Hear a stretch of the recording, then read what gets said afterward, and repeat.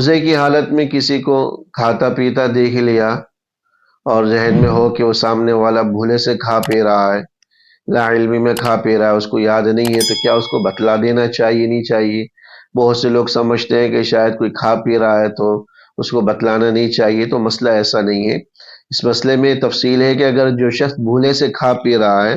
اگر وہ جوان آدمی ہے، صحت مند طاقتور آدمی ہے،